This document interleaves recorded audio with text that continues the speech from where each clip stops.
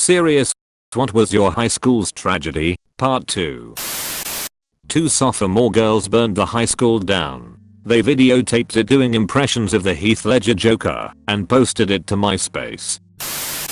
Our English teacher, when I went to high school, got arrested for sexually assaulting a 15-year-old student and also was in possession of child pornography. He was a like teacher, and it took everyone by surprise. I knew the girl who was the victim, and she was never the same. I still try to text her now and then about random stuff, but she isn't the same anymore. I get angry every time I think about how evil that teacher was for ruining her life.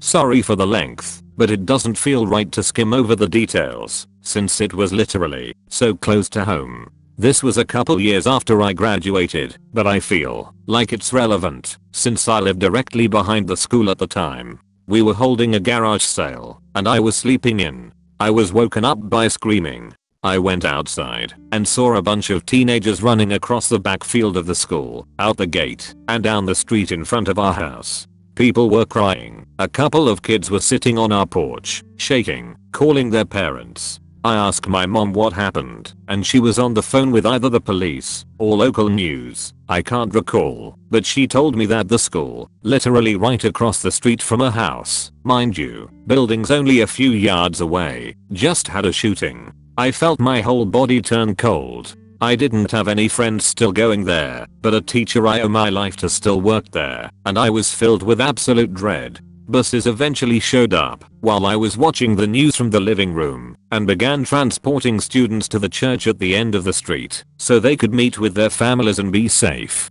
I decided to walk down there to see if my old teacher was there. What I saw broke my heart. Teenagers, from first years to seniors, were stumbling out of the buses, crowding together and sobbing. One girl ran off a bus and began screaming for her best friend, trying to find her. The memory still brings me to tears. I sat in the grass and watched them trying to comfort each other. Some of them were begging to be let into the church, which was closed. Great job, so they could feel safer. I would make trips back and forth between my house to check the news and the church to look for the teacher. Eventually I found him. He said he was okay, but he was concerned about his students. He taught the special ed class, and all of his students were really freaking out, partly because some didn't understand what was going on. There were a lot of rumors being passed around, but we eventually learned that it was a young man who got angry at his cousin and his crush for dating when he wanted to date her. So he went to school in the middle of lunch to kill them both, and shot a few other people as well. One of the lunch ladies jumped in to let everyone escape, and according to the report I found, I never got a confirmation on how the situation ended. She grabbed his arm while he was reloading, which caused him to accidentally shoot himself through the neck. My town had a few problems here and there, but nothing to this scale. It was relatively small. Nobody knew who we were until this happened, and forgot about us again just a short while later.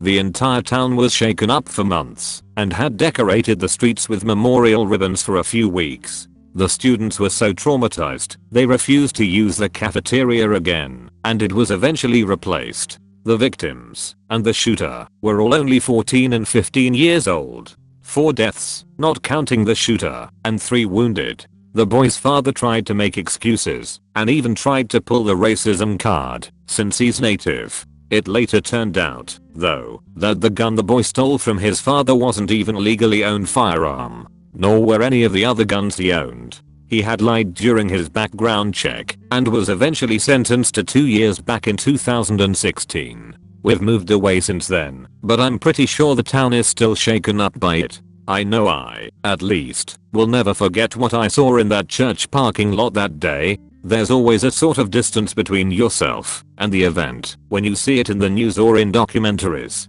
but seeing it live and in person and right across the street changed me.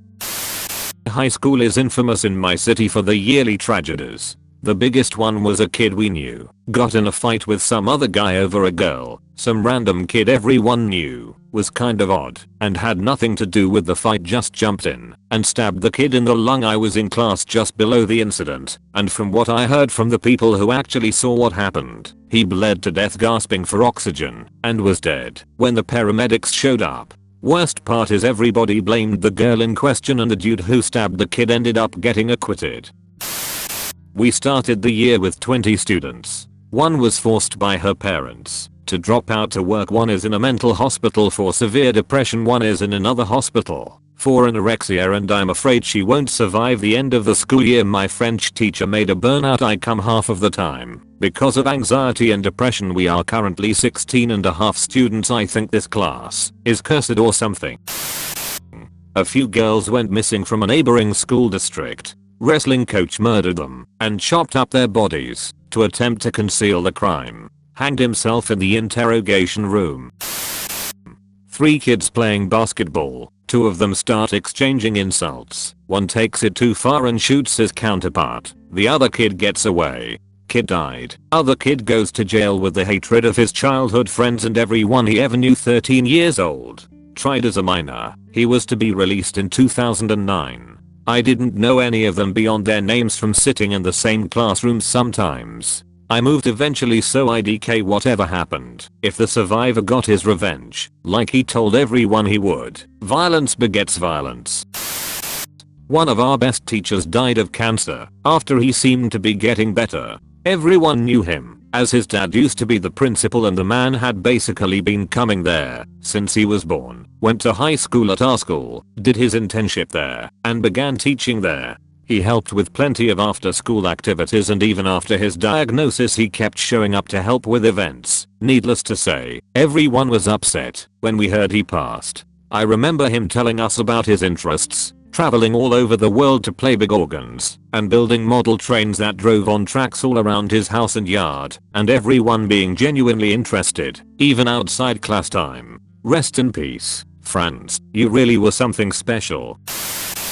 Heroin hit my school hard senior year. One very popular artistic kid started using. He went from golden boy to that kid everyone avoided within months. He graduated but didn't attend the ceremony. The next morning 2 kids riding bikes in a wooded area found him hanging from a tree. Cops determined his time of death to be around the time of the grad ceremony. He'd left a note at his dad's house before headed out to commit suicide. It made the local rounds as his brother had a copy of it made. Was one of the saddest things I've ever read, and so eloquently stated. He wrote that he already knew he was addicted to heroin beyond the point of return. About how he went from beloved to his peers and family to being viewed as a subhuman disappointment. Wrote about feeling as though heroin was the only love he had in his life anymore, and that he'd rather not live than be in love with needles and drugs. The note was published in a book about addiction. Trying to find it to link here. Rest in peace, Pat. You were a good dude who just made one bad choice. I still have the ceramic little version of Prince that you made me in art class sophomore year. It's a prized possession and makes me think of you every time I see it. Sophomore year, first semester I had journalism with Mr. Salter. He also taught English, was an amazing writer, and an even better instructor. Cut to March 2016, second semester on a Monday. Word gets to me, he had been missing since Sunday. I left school early that day, same as the rest of the journalism kids, and joined a search party for him. He was found 4 days later, as he accidentally slipped off a ledge while hiking. I skipped school that day for the first time in high school, because it felt so heavy. I attended his viewing, and it was by far the saddest I've ever been to. So many faculty and students there. I waited an hour to express my feelings to his family before I left. His brother looked so much like him. I talked to him forever. I major in journalism in college today because of him. He always wore a full black suit and tie, no matter how hot it was, and no one knew why. We called him Salty when we got frustrated with the class and eventually tried to change the school newspaper name to the Salty Splatoon. We had so many inside jokes and plans for the newspaper together as a class.